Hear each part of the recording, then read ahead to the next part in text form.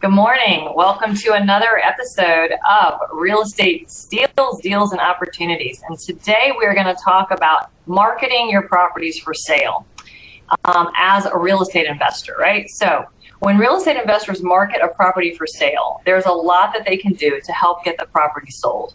Time is money, and when your income is tied to the sale of that property, you need to get it sold quickly. And that's definitely one thing that if this is where your paycheck is, you need all the tips and all the help you can get to move those properties fast. So let's talk about marketing your properties today. So what can investor sellers do to help sell their properties quicker? So I'm talking about the properties that you've purchased, renovated, and now you've put back on the market for sale.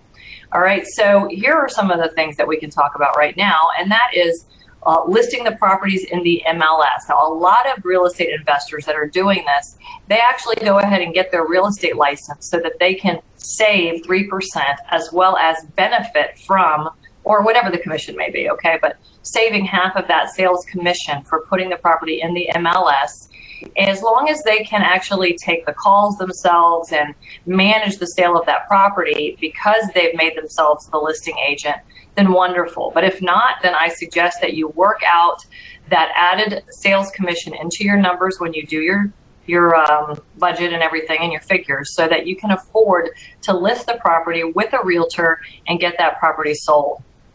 So listing in the MLS is huge, and putting a sign on the property is another great way to sell it, but never do it without a flyer box. There are tubes called info tubes and boxes called info boxes, and they attach right to the sign, and inside that tube is a flyer about the home, and anyone who's driving by, even though they may not be able to see the property right then and there, they can pull one of those flyers out and find out all the information about the home as well as the price and know if it's something they're interested in. And if it is, then they'll make the phone call. If not, they'll just go, oh, let's remember to call about that, you know, and you might lose them most likely. Listing the property on other internet sites. There are a ton of internet sites that you can list your property into as well. And one of the benefits of MLS is that when you put the property in MLS, it's automatically goes into a ton of other online sites, like realtor.com is probably the biggest and best right now for the normal public looking for a home, and they would find it in there. And of course, you've got your Trulias and your Zillows, and I think they actually are the same company now, and other Craigslist and things like that. So there are a lot of sites that you can put your home, list your home on, and promote your home and put open house information there, pictures, and all of the information that you would like to express to the public so that the entire world knows that your home is for sale. Depending on where your home is located and the type of clientele that would be looking for this home, there are a lot of international sites that you might want to put your home on. Okay, that folks in other countries aren't necessarily on realtor.com, but they're on some version of it, and or a similar site like that in their own country, and getting your property on that would be huge as well. So the ultimate way to sell your home, of course, is not only let the public know all about it, but pricing it right. All right, a lot of times investors get emotionally attached to their property, and they want to get, you know, an excessive amount of money for that property, and maybe it's not even worth it. But because you got attached to the house during your renovation, you're asking this amazing amount of money for it. Another thing investors do when they price their property is maybe they had to go over budget because certain things happened during the renovation and they spent $10,000 more on the house than they had planned. Well, they think that they're going to compensate for that by asking $10,000 more for the home in the end. But if the other homes aren't selling for that, especially not appraising for that, then it's not priced right. It's just priced because you think you're going to make up for that extra expense or something. So we really have to be mindful of the way we price the home and make sure that it's priced right. I've heard a lot of people teach that you want to have the best house for the lowest price so that your property moves really quickly. And that's certainly a concept and a strategy that you can use. However, I find that our homes are amazing. They are the nicest renovated, and we stage our homes as well.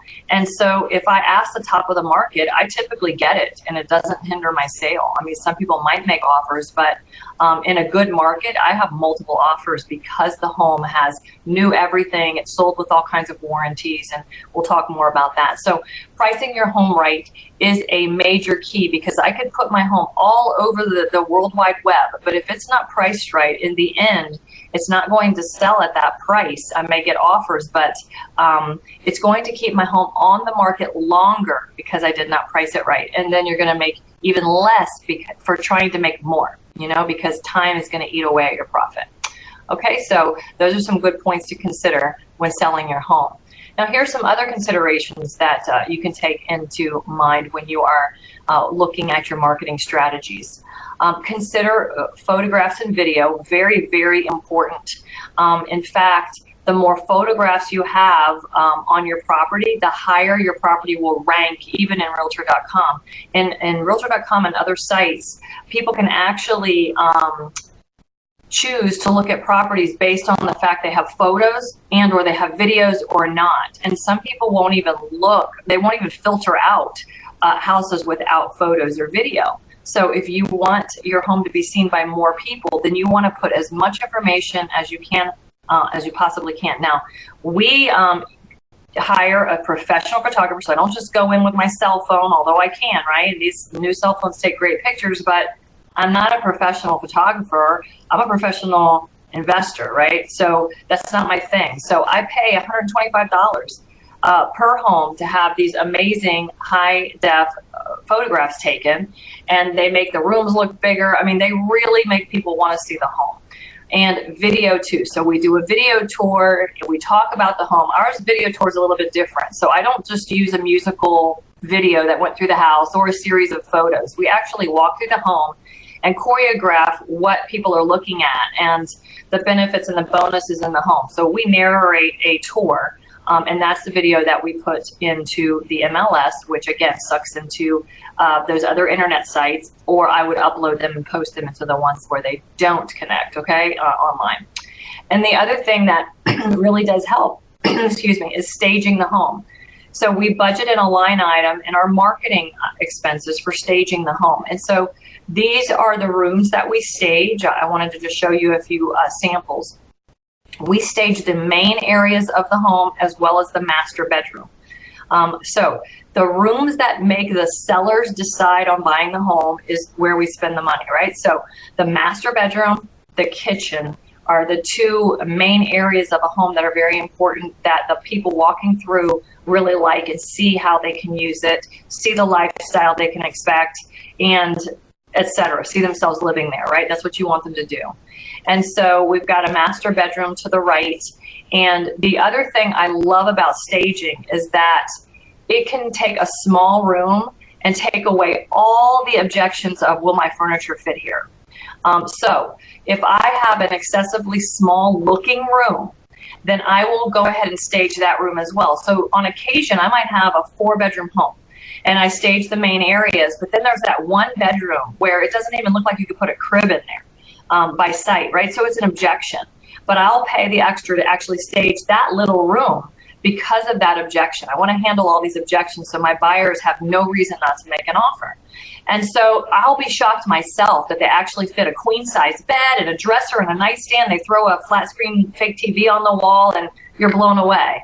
And so an example of that would be this little living room picture here. This is actually a Florida room that looked so small that we figured we better stage this because no one's going to believe that they could fit all their furniture here. And we were able to fit a couch, a lounge chair, an ottoman, and then they put a flat screen TV on the wall. And of course, they're not real, but you know, you really see the lifestyle now that that room can be used for, and that there's plenty of room for that. So when we started doing that, it took away all the objections. It actually helped our appraisals come in higher. And so it was worth it, because if I'm paying, let's say, $3,000 to stage my home, and it's costing me $2,000 a month to carry my home, and I save 60 days or more because I'm able to sell my home faster, I've made money by staging my home, if you follow that train of thought, and that's what we're trying to do. So everything we do in this renovation, everything that we're doing, is the goal is to get the buyers that come in when we're done to make an offer. If this is what they're looking for, then they are making an offer on this home because of how it looks. All right, so, and then we see that kitchen photo there, and that always helps too, just to show how much room you have in the kitchen or whatever it is you want to show off. We like to always put the bar stools at the islands or the bars, etc. So consider staging it, and then look how much better the photographs look when you do that. And then those are the photographs that we use for the marketing. And another side note, we always take before and after photos of the home so that we have it for our own portfolio, you know, so that if we're going after other investors, financial investors or financial partners, we can show the before and afters, we can show what we've spent, the timeline, the closing statements, and we can really have a nice package to present because we've really tracked everything. And they can see for themselves how well of a job it was done and why it sold so quickly. Because, you know, every house we can do in 1 year and turn that money over is a big plus. It just continues to increase the yield on the money itself. All right, what's the typical cost of staging, let's say a 3-2 home? Thank you for that question. So everywhere in the country is a different price for staging. The stager that we use down here will stage the home for the first 60 to 90 days for a flat fee of approximately $3,000. Then if you still have that home 90 days, so that's a 90-day contract. And if you still have that home 90 days and you want to go another 30 days, then it would be about $800 a month after that. So everybody's a little bit different. And some people stage their own homes. They do enough homes that they buy this stuff and they just move it from one house to the next and keep using the same items. And so you can do that too, but my husband said, I'm going to kill you if you try to do one more thing. So didn't work for us. We just kept paying the professional. However, if I do have another home ready for that same furniture to go into, then he cuts me a nice break because he doesn't have to re-warehouse, restock, and he just takes it from one house to another. I do another 60, 90-day contract. And then for that amount of time, my goal is that my house is sold.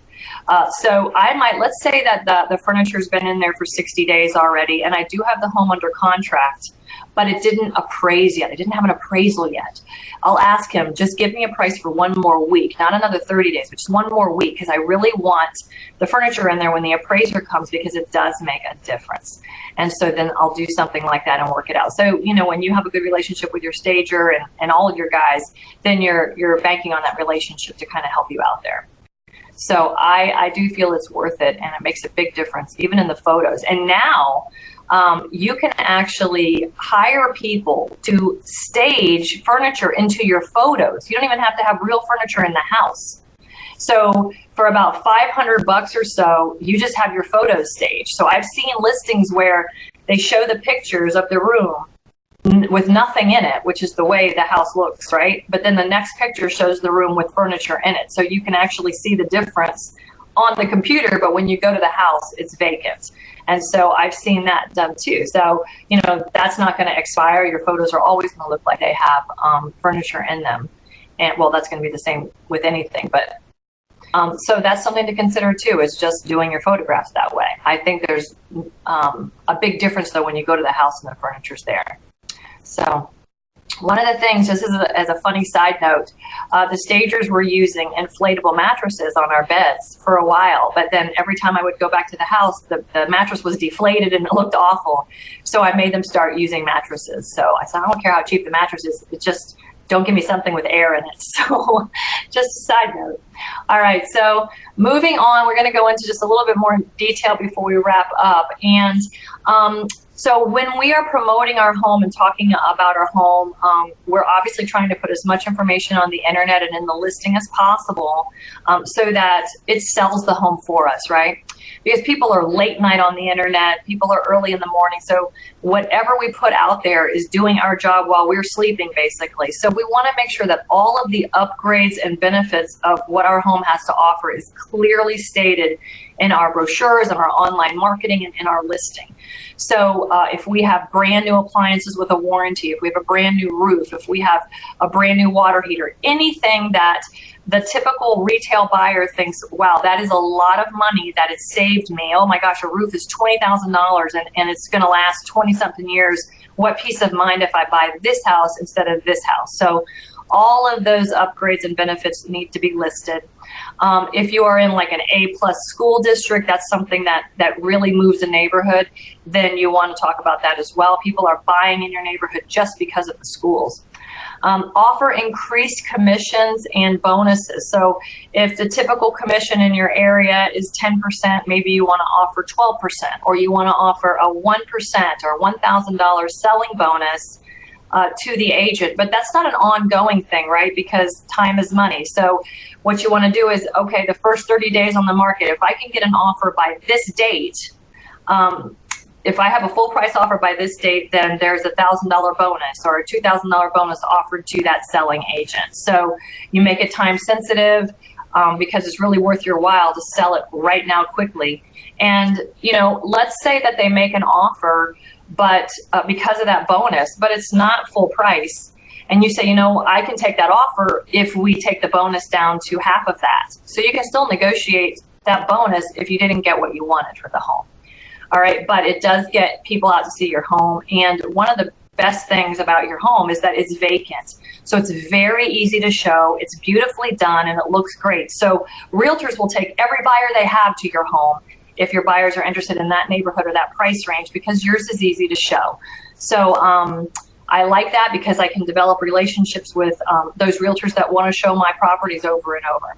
All right, offer buyer credits for upgrades or closing costs. So when I was new in the business, I did a lot of this, and it worked really well for me. So there are some neighborhoods that I will renovate in that I don't necessarily want to install central air to a vacant home, or I don't maybe want to put appliances in right away, or there's certain things that maybe I don't want to do. And it's also maybe in a price range that some people can barely qualify. So I offer the home with window units for AC, and if the buyer wants central air, then I will give them a credit of $3,500 or whatever it is. So I don't actually spend the money, I offer the home either way. So if the buyer needs a closing cost credit more than they need central air, but they're able to buy this renovated home because of it, then I'm going to make a deal easier. But if I already spend the money on the central air, I can't negotiate as much. And that's not for every property. That's just giving you some creative ideas of what you can do to help sell your home, depending on your situation. So a lot of buyers in first-time home buyer price ranges or neighborhoods need closing cost credits. So put that right in your listings that you're willing to offer credits for upgrades or whatever it might be. Like, you know, you see listings where it says $3,000 credit offered to buyers for painting the home or whatever. And you can do the same thing. And then I like to do a lot of open houses, but I'm not going to sit them myself because my goal is to be out finding more deals because I'm a real estate investor. So what I do when I do open houses is I'll have other agents who are looking for clients. You know, they want to make money on real estate commission selling houses. So they will sit my open houses absolutely free just to be able to take the buyers. And if they don't want my house, then he has a client now that he can sell something else to. But if a client comes in from an open house that wants my house, I'm more than happy to pay him the commission as that buying agent. So that works well, and I've developed a lot of relationships with agents who just wait for me to put a nice home on the market, and they're going to go sit all these open houses for me. And you simply put the open house information in the MLS, it populates into the internet, and the public knows that they can come see this open house on a certain day or time. If your property's on a busy through street, you can actually put a sign in the yard saying open house this Saturday and kind of announce it in advance. The other people you can delegate open houses to are mortgage brokers. So you got a hungry, hustling mortgage broker. They want clients, right? So even if a buyer comes into an open house with another agent, if that buyer's not pre-qualified or isn't happy with their pre-qualification, this mortgage broker who's interested in giving loans to people, whether they buy my house or not, is happy to sit in open house to get more business. So this is one way to delegate using relationships with people who have a reason to be there that will benefit if your house sells and benefit if your house doesn't sell. So consider that. All right, so those are just some creative ideas that may help you sell your home, get exposure, and move it quicker. All right, so last of the creative ideas here that we wrap up is a pre-marketing period. So I do not put my homes on the market in the MLS, for example, until they are completely done. But before that, I could have a pre-marketing period. So maybe a couple weeks before I'm completely done, when I don't have big, like holes in my bathroom, and I don't have anything that would freak a buyer out, but it's kind of like the last cosmetic items going in. I will have a sign in the yard. I will start pre-marketing the home, and maybe even allowing people to choose certain items before I wrap up the home. So if I can sell it in that pre-marketing period, say, look, we're not even on the market yet. When this property hits the market, there's going to be a frenzy. There's going to be a bidding war. Why don't you get pre-qualified with my mortgage broker friend here, and let's get you in this home. So you can start pre-marketing that home a couple weeks before it's done, and a lot of times be lucky enough to sell it very quickly, right? So that would be wonderful. And in most of those cases, there's not another realtor involved to pay. But even if there is, it doesn't matter, sell the home. All right, mailing campaigns in the neighborhood, letting them know your home is now on the market, your home is coming on the market, own for less than you can rent, call so-and-so, mortgage broker to get pre-qualified. So when you co-market with a mortgage broker, then they can cover the cost of the mailing, or you can at least leverage the cost of the mailing by splitting it with them. And that way your potential audience has someone to get pre-qualified with, make sure they can even buy your home and sell your home. So you both benefit, whether they buy your home or not. The mortgage broker can get some loans. And if they're not interested in your home, perhaps they have a friend or a relative that wants to come live in the same neighborhood. So marketing to the current neighborhood is a huge benefit to you. And then also some other creative ideas. Let's say you did spend $10,000 more than you planned to, and now you really want to get $10,000 more for it than you really can right now. So a lease option or a rent to own is a good option, because you can get your price simply because the person can't buy it right now.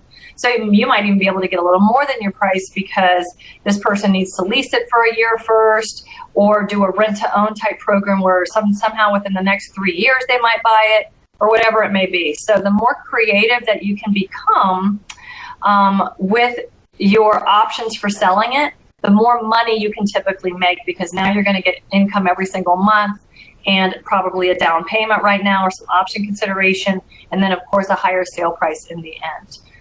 We have another question. Can you co-partner your mail-outs with the agent that's doing the open house? Absolutely. You can co-partner with anyone like that.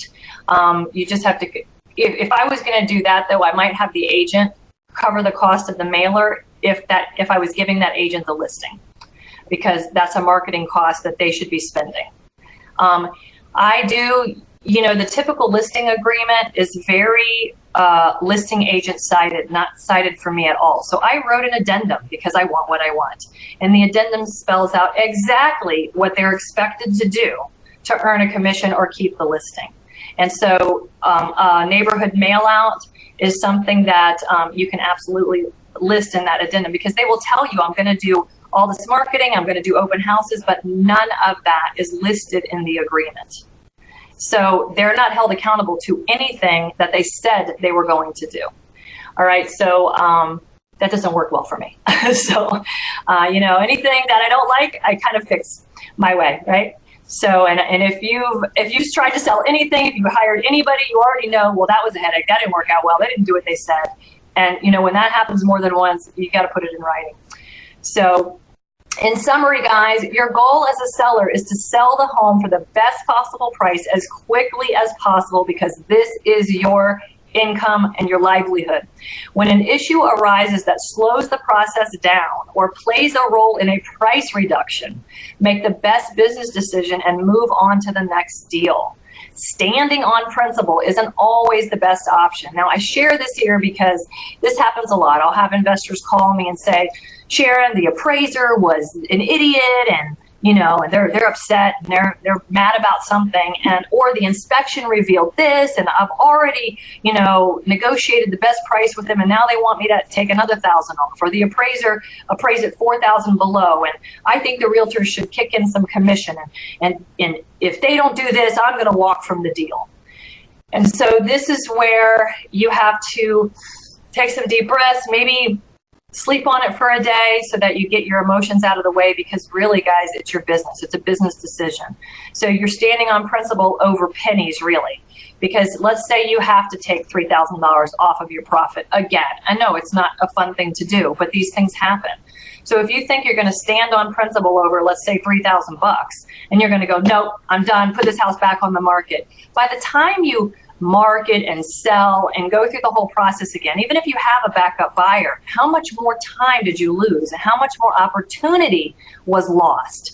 Because you can say, all right, let me just cut the loss, another $3,000. I'm still profiting. I'm still making a good return.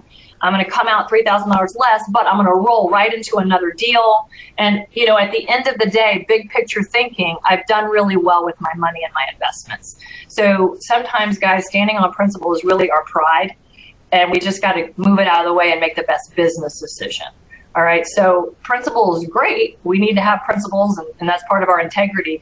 But we've got to realize when it's more of our pride, and, you know, move it out of the way, move ourselves out of the way to make the best business decision and move on to profit. All right. At the end of the day, it's our profit.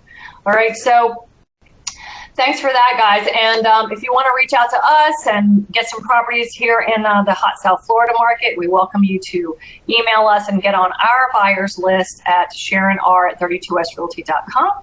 And if you enjoyed what you learned about marketing properties today, then I'm glad. And you can learn more about real estate investing and other amazing topics via live interactive video conference classes at learnfromgreen.com. When you increase your knowledge, you increase your income. Thanks for tuning in today.